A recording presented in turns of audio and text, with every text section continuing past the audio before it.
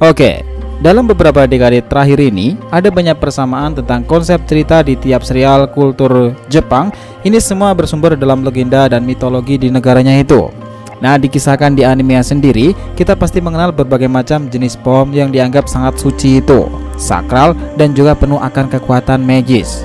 Nah, dalam dunia para titan, shinobi, bajak laut atau bahkan bangsa sihir Clover Kingdom sekalipun, jenis pohon ini disebutkan dengan sangat jelas nih bahwa keberadaannya yang menjadi bukti bahwa kekuatan magis tersimpan di tempat saat itu. Nah, membuat salah satu kengerian terbesar dahulu dalam kisah shinobi layaknya mimpi panjang seperti halnya Mugen Tsukuyomi. Kisah ini adalah cerita tentang pop culture dalam dunia anime yang mengadaptasi konsep-konsep Jepang tentang kebenaran dari pohon-pohon suci tersebut. So, kita breakdown pembahasan tentang para pohon-pohon tersebut.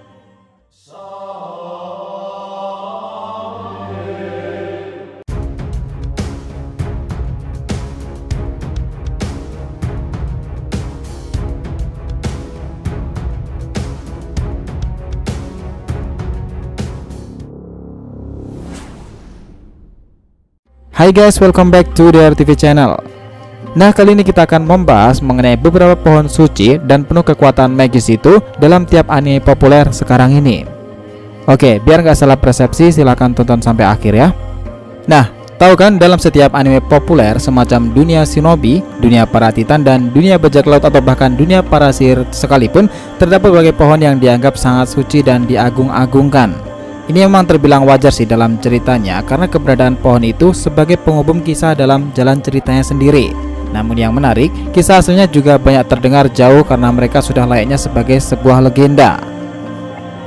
Oke, kita langsung masuk yang pertama, pohon Yggdrasil. Nah, salah satu jenis pohon dunia yang paling populer, Yggdrasil sendiri sebenarnya juga banyak diambil kisahnya untuk beberapa anime seperti Saint Seiya dan movie dalam kisah Thor Odin. Nah, jenis pohon ini memang sangat menarik karena umumnya dilambangkan memiliki kekuatan magic, dark, dan juga sangat berbahaya. Sekarang, salah satu anime yang populer mengangkat jenis pohon ini tentunya adalah Black Clover. Dalam sejarah bangsa Clover sendiri, terdapat satu kapten kesatria sihir dari Golden Dawn. Dia adalah William Vengeance, orang yang diketemukan oleh Sir Julius Novachrono. Dialah pemilik dan pengguna teknik pohon dunia Yggdrasil. Nah, beberapa aksi dari kemampuan ini pernah ditunjukkannya beberapa kali dan ini sungguh gila sih. Damage-nya itu memang besar banget untuk lawan maupun kawan sekalipun. Nah, sihir pohon dunia ini bisa muncul dari arah manapun, melindungi Clover Kingdom sendiri atau menyerap energi di sekitar situ. Nah, tak heran kenapa Yggdrasil sendiri sangat menarik karena nama-nama yang terhubung dengan ini adalah karakter atau tokoh penting dalam tiap animenya. William, Thor, Odin, atau bahkan Loki dalam kisah legenda Yunani Saint Seiya.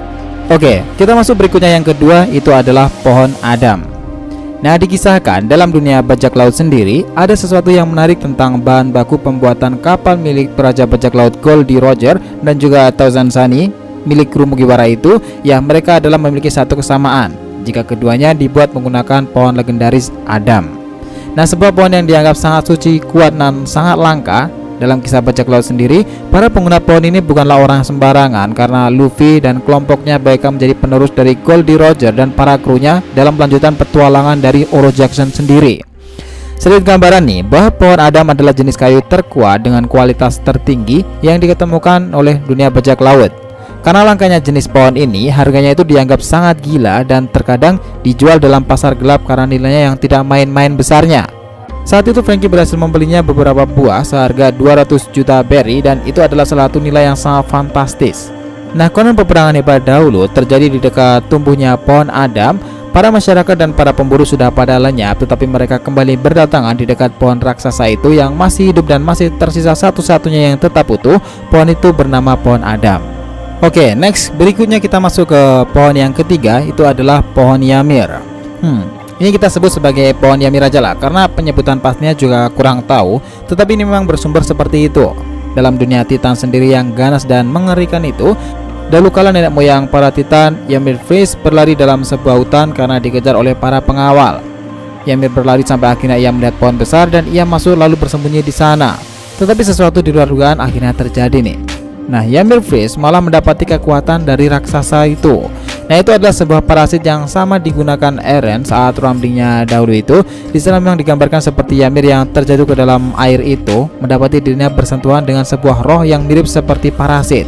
Dan singkat ceritanya, inilah awal mula Ymir mendapatkan kekuatan Titan pendiri itu, dan dari generasi ke generasi menciptakan Titan pewaris atau yang dikenal dengan para Titan Shifter.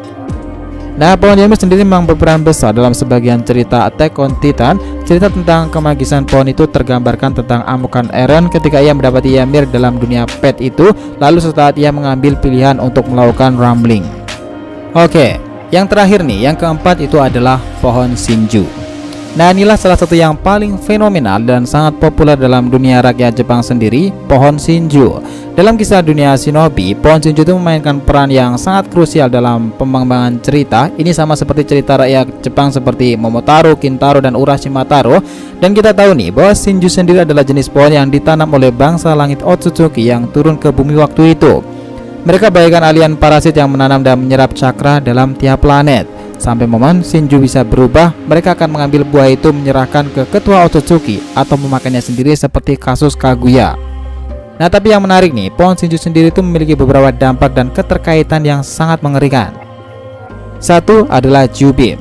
Nah, Shinju sendiri selain memiliki kekuatan magis, ini juga memiliki hubungan dengan Jubi ekor 10. Dalam kasus Kaguya dahulu, ia menggunakan pohon ini untuk bertransformasi ke mode ekor 10 itu.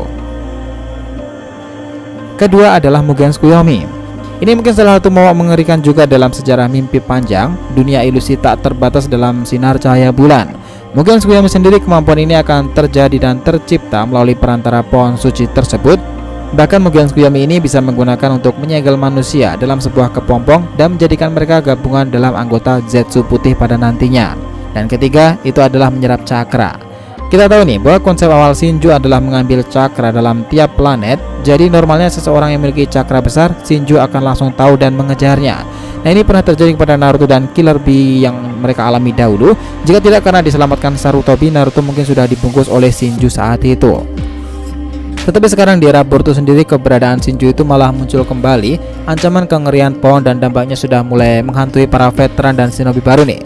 Shinju di era Boruto itu diperlihatkan saat Mitsuki melihatnya dan kemunculan para Zetsu putih yang semakin kuat itu.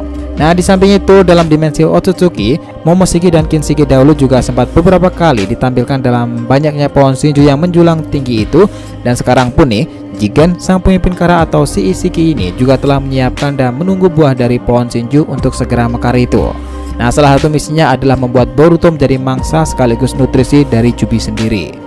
Karena di era ini pun kita akhirnya tahu bahwa pohon Shinju adalah hasil cikal bakal dari benih ekor 10 tersebut. Gimana menurut pendapat kalian? Nah, apakah ada lagi nih jenis pohon yang terkenal dalam dunia anime yang tentunya memiliki kekuatan magis seperti beberapa di atas? Nah, jika kalian tahu, tulis pendapat kalian di kolom komentar, oke? So, jadi itulah tadi pembahasan kita mengenai beberapa pohon suci tersebut dalam sejarah dunia anime. Jangan lupa kasih saran di kolom komentar dan subscribe channel ini. Semoga ceritanya itu memberikan informasi dalam tiap pembahasan animenya. Thank you telah menonton konten DR TV and will be come back.